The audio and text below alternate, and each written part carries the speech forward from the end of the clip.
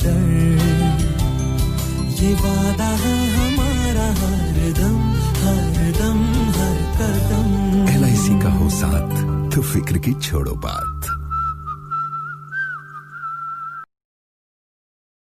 Hi friends, स्वागत है आपका हमारे चैनल बूटस्ट्रैप पे।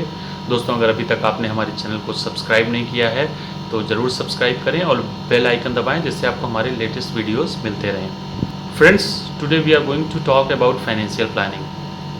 Don't ignore this video, specially if you are aged 35 to 40। अगर आपकी एज 35 to 40 है तो आप ये वीडियो ज़रूर देखें, आपके लिए बहुत इंपॉर्टेंट है, क्योंकि इसमें स्पेशली हम बात करेंगे इस एज ब्रैकेट के लिए कि what should be your financial planning, क्या होनी चाहिए। दोस्तों, अगर हम बात करें इस एज ग्रुप की 35 to 40 की, तो ये लोग ऑलमोस्ट 10 ईयर्स जॉब कर चुके होते हैं। तो ये 10 ईयर्स में इन्होंने जो अर्निंग की होती है, इसमें ये कुछ फाइनेंशियल डिसीजंस ले चुके होते हैं। और बहुत बार लोगों को ऐसा होता है कि उनको एहसास होता है कि हमारा ये डिसीजन गलत हो गया। कुछ डिसीजंस अच्छे भी होते हैं, कुछ गलत भी होते हैं। अच्छे डिसीजंस पे आपको प्राउड फील होता है। तो दोस्तों, क्या हायरार्की होनी चाहिए आपके डिसीजंस की, क्या प्रायोरिटीज़ आपकी होनी चाहिए, इस वीडियो को लास्ट तक देखें तो आपको कहीं ना कहीं इस बात का एहसास होगा कि अगर आपने गलती की है या आपने सही किया है। तो दोस्तों, ये ऐसा टाइम है कि यहाँ पे आपको अपने स्पाउस के साथ बैठ के you need to review your planning. आपको सोचना चाहिए, अपनी प्लानिंग को रिव्यू करने की ज़रूरत है। और आपको सोचना है कि क्या वो सारी चीज़ें हम अचीव कर पा रहे हैं जो आगे हमारे सामने आने वाली हैं, जो फाइनेंशियल टारगेट्स हमारे आने वाले हैं, क्या उनके लिए हमारे पास पर्याप्त प्लानिंग है। तो इसमें सबसे पहले दोस्तों, सबसे इम्पोर्टेंस मैं देता हूँ इंश्योरेंस को। ऐसा नहीं है कि I am related to insurance, that is why I am saying this. आप सीधी सी ये बात को समझिए कि if I am here I can face any sort of situation. अगर मैं सामने हूँ, आदमी कहते हैं आदमी डूब रहा होता है तो even he try to catch whatever, कहते हैं डूबते को तिनके का सहारा, एक कहावत है। तो वो किसी भी तरह से लास्ट तक बचने की कोशिश करता है। तो अगर मैं हूँ तो मैं हर स्थिति में अपने आप को बाहर लाने की कोशिश करूँगा, अपने जो भी हमारे फाइनेंशियल गोल्स होंगे उनको अचीव करने की कोशिश करूँगा। लेकिन अगर मैं ही नहीं हूँ तो दोस्तों, इंश्योरेंस इसके लिए होता है कि अगर मैं ही नहीं हूँ, यानी the centre is missing, the centre force is missing, that is why we need insurance. और एक बात और मैं बताऊं कि what is the common mistake in insurance. होता क्या है कि my any relative has taken any insurance agency and he just comes to me and he offers me that I have taken this agency, please take this policy, this is very beneficial. और हम in the influence of that relation we take policies, हम ले लेते हैं। तो होता क्या है, we have satisfaction that I have insurance policy. Friends, having insurance policy doesn't mean you have adequate insurance. इसका ये मतलब नहीं, अगर आपके पास पॉलिसी है तो इसका ये मतलब बिल्कुल भी नहीं है कि आपके पास सफिशिएंट कवर है। इंश्योरेंस पॉलिसी का मतलब सफिशिएंट कवर होना। और ये सफिशिएंट कवर आपको कौन देगा? It can be given by a professional adviser. जो प्रोफेशनल एडवाइज़र फाइनेंशियल प्लानर होगा वो आपको देगा। अब आप कैसे डिफ्रेंशिएट करेंगे, एक बेसिक चीज़ मैं बताता हूँ जो आप बड़े आसानी से समझ जाएंगे। एक प्रोफेशनल फाइनेंशियल एडवाइज़र और एक नॉर्मल कोई भी जिसको आप एजेंट कह सकते हो, उसमें बेसिक डिफरेंस क्या होता है? Professional financial adviser will never offer you any sort of rebate, he will not offer you any gift, क्योंकि वो आपके लिए प्लान करता है, आपके लिए बेहतरीन फाइनेंशियल प्लानिंग करता है। उसको आपको एल्योर नहीं करना है। He is not doing any sort of allurement that क्योंकि मैं आपको गिफ्ट दे रहा हूँ इसलिए आप ये पॉलिसी ले लो, क्योंकि मैं आपको रिबेट दे रहा हूँ इसलिए आप ये पॉलिसी ले लो। This should not be done, ऐसा नहीं होना चाहिए। You must have a professional adviser. आपके पास एक प्रोफेशनल एडवाइज़र होना चाहिए जो आपके लिए सही प्लानिंग कर पाए, आपकी फैमिली की रिक्वायरमेंट्स क्या है उसके अकॉर्डिंग प्लानिंग वो कर पाए। तो दोस्तों, आपकी ये इंश्योरेंस बेसिक नीड्स में आता है और ये सबसे इम्पॉर्टेंट है, इसको मैं प्रायोरिटी पे रखता हूँ, क्योंकि ये आप नहीं है उस स्थिति को भी सिक्योर करता है जो वर्स्ट केस है। वर्स्ट केस क्या है? हम हैं तो सब कुछ है, सब कुछ, everything we can manage, any sort of problem we can face. लेकिन हम नहीं हैं तो दैट इज़ वर्स्ट केस। तो ये वर्स्ट केस मैनेजमेंट है। You must have adequate insurance, पर्याप्त कवर आपका होना चाहिए। दूसरे नंबर पे जिसमें आपकी हेल्थ प्लानिंग भी आ जाती है, आपके हेल्थ रिक्वायरमेंट्स क्या होंगी आगे चल के, एक्सपेंसेस, मेडिकल एक्सपेंसेस बहुत ज़्यादा हैं, उनकी प्लानिंग भी मैं इसी में शामिल करता हूँ।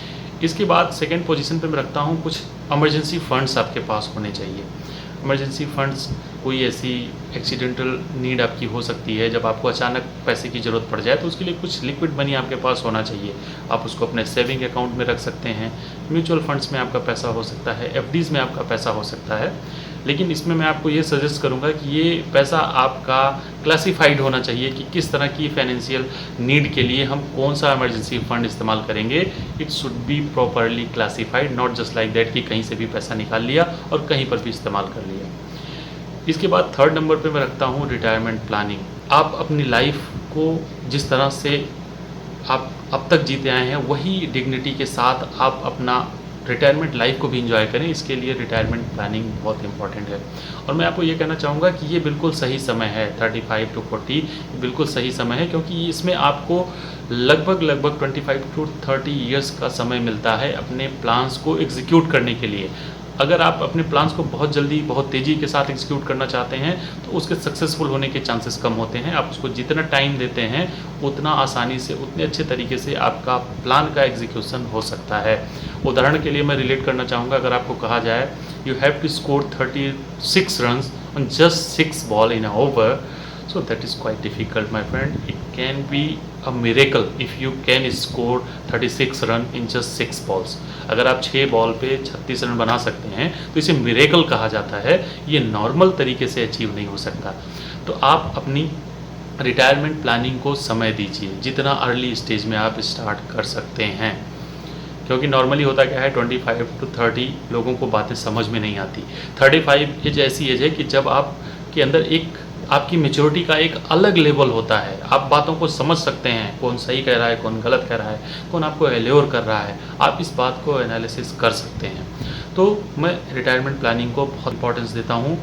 और इसके बाद दोस्तों थर्ड या फोर्थ नंबर पे हमारा आता है आपके चाइल्ड की एजुकेशन, बच्चे की एजुकेशन। पहले होता था कि पेरेंट्स डिसाइड कर देते थे कि मेरा बेटा इंजीनियर बनेगा, मेरा बेटा डॉक्टर बनेगा। ऐसा आज नहीं है।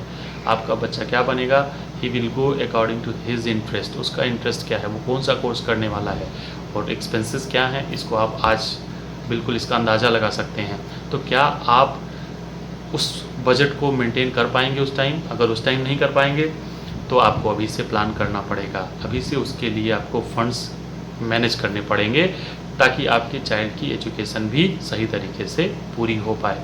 जो भी वो चाहता है वो उसको कर पाए, आप उसको इतनी फ्रीडम दे सकें कि वो कौन सा कोर्स करना चाहता है वो कोर्स वो कर पाए।